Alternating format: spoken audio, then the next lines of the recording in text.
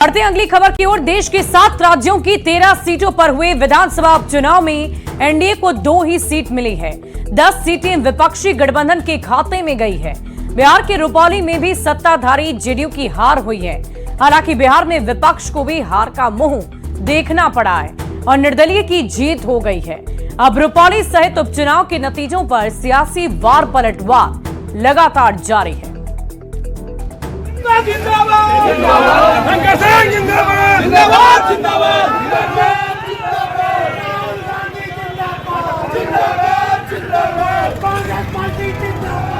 देश की 7 राज्यों की 13 विधानसभा सीटों पर हुए उपचुनाव के नतीजों ने एक बार फिर आईएनडीआईए गठबंधन ब्लॉक को उत्साहित कर दिया है। आईएनडीआईए गठबंधन ने 10 सीटों पर जीत हासिल की है, जबकि बीजेपी की अगुवाई वाली एनडीए के खाते में महज 2 सीटें आई हैं। वहीं एक सीट पर निर्दलीय उम्मीदवार ने जीत दर्ज कर ली है।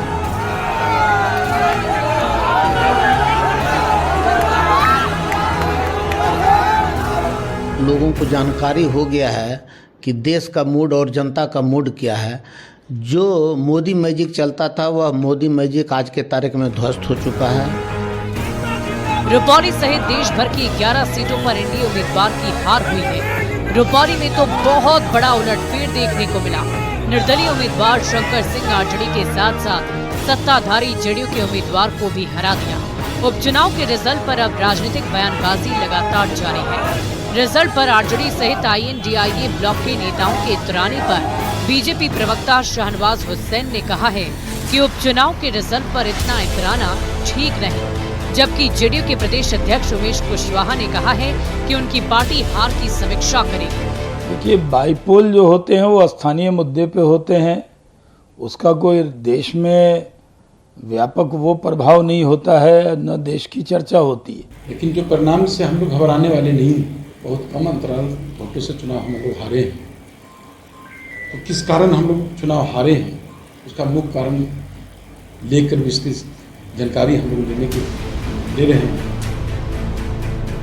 वहीं उपचुनाव के नतीजों पर निर्दलीय सांसद पप्पू यादव ने जेडीयू और आरजेडी दोनों पर तंज कसा है।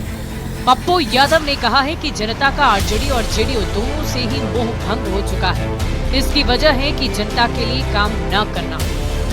डेवलपमेंट हुआ ही नहीं, लोगों की मदद हुई नहीं, तो जिसका गुस्सा बीमा भारती जी को भी झेलना पड़ा। देश के 7 राज्यों में हुए उपचुनाव में मिली जीत से विपक्षी गठबंधन गदगद है, लेकिन नतीजों के बाद यूपी में बीजेपी और बिहार में जेडीयू के नेता हार की समीक्षा करने और आगे की रणनीति बनाने में जुट गए हैं। न्यूज 18 के लिए पटना से धर्मेंद्र कुमार और पूर्णिया से कुमार प्रवीण के साथ ब्यूरो रिपोर्ट। और केंद्रीय मंत्री जीतन राम मांझी ने बहुत बड़ा बयान दे दिया है। मांझी ने कहा कि 2025 में बिहार में फिर एनडीए की सरकार बनेगी। राज्यों के विधानसभा उपचुनाव के नतीजों को लेकर मांझी ने विपक्ष पर हमला बोला है। केंद्रीय मंत्री ने कहा कि नतीजों से विपक्ष को खुशी होने की जरूरत नहीं, आम चुनाव उपचुनाव से बहुत अलग होते हैं। एनडीए गठबंधन कई सीटें जो डिटेन की हुई थी वो भी लॉस की है। अब इसको एनडीए के पराभव से जोड़कर देखा जा रहा है। आप इस पर क्या कहते हैं? मेरा कहना है कि ये कोई नई बात नहीं है। बहुत बार ऐसा हुआ है कि जो सरकार सत्ता में है और उसके उपचुनाव में हार हुई है। बहुत जगह ऐसा है कि जो सत्ता में है वहाँ चुनाव में जीत हुई है। यही जमहूरियत है और यही जनतंत्र है जिसमें सबको विश्वास, इसलिए इससे कोई फर्क नहीं पड़ता है। 2025 में देखेंगे कि हम लोग जीतेंगे।